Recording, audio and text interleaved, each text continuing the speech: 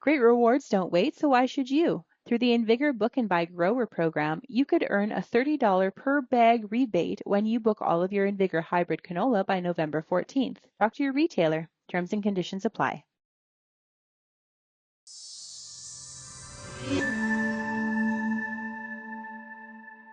I'm Amber Bell, and this is Real Agriculture, here today at the Globe Food Leadership Summit in Calgary, Alberta, and getting the chance to catch up with Syma Habib and Kristi Peters, both of the City of Calgary. We're going to be talking about food resilience, and specifically the Food Resilience Program. So, Kristi, why don't you start us off with telling us what is the Food Resilience Program? Sure. The Food Resilience Program is a number of initiatives that the city leads to ensure that in the future our food is reliably available, accessible, acceptable, and environmentally sustainable. And so the work really originated pre-COVID when we recognized that our existing food strategy had a large gap in emergency food response planning. And at the same time, we were seeing rising rates of food insecurity in our city. And so we looked at our city's vulnerabilities, and we looked at our hazards and risks and things that might disrupt the food system. And we wrote a beautiful strategy, which we're now implementing. Right, and what does that look like? I know today you guys were doing a session based around almost a catastrophic, what would the world look like if all were to go crazy. So can you speak into a little bit of what you've heard and what that would look like? Yeah, on the ground, what it looks like is quite different from a municipal government perspective. We are very much operating in a downstream food system space, meaning we're not growing a lot of food in the city. We are doing some processing, and we have a thriving food sector. But we also have this high rate of food insecurity. And people live in cities.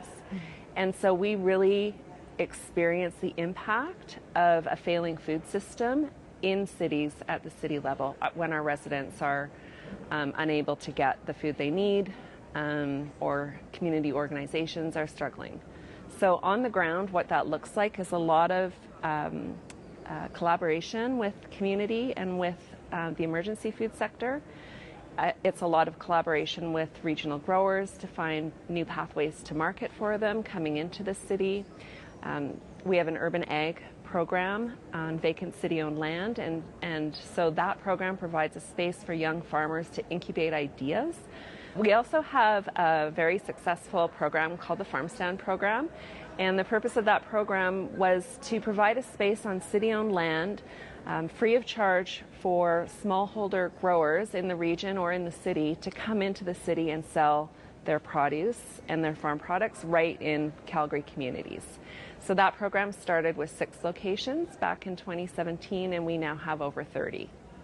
And Syma, tell me what this program might mean for farmers in the community or around the community. And maybe even, if you want to go into it, how other cities might be able to learn from what you guys here in Calgary are doing. Yeah, I think that one of the things that we learned as we assessed what the vulnerabilities of our food system is that so much of our food comes from elsewhere. I think it's 70% of our food is imported from far away. And this means that our food system is really fragile in terms of being vulnerable to really what's happening all over the world, whether that's climate events, extreme weather events, or geopolitical conflict, impacts to the supply chain and movement of the products that are required to grow food all around the world. All those things impact the ability of us to feed our own communities. And so we really see the opportunity for farmers being around thinking about what it means to shorten supply chains, to bring the food that's growing in the region into Calgary, and like Kristi said, create easier pathways to market, and really emphasizing and advocating for farmers who are in the region and beyond. Right. And how do you think other cities could learn from what Calgary's doing? Yeah, well, we are a leader. We are sort of pioneers in this work here in Canada. Our food resilience strategy is a really great place for other cities to start by simply acquainting themselves with this work. And I think at this time in history, I think it's more important than ever for us to really think about what it looks like for food to come in and out of cities. Like Kristi said, there is this real, when you have, in Calgary, it's almost 2 million people, that's almost 6 million meals a day. We talk about this a lot, and 6 million meals is a lot of food.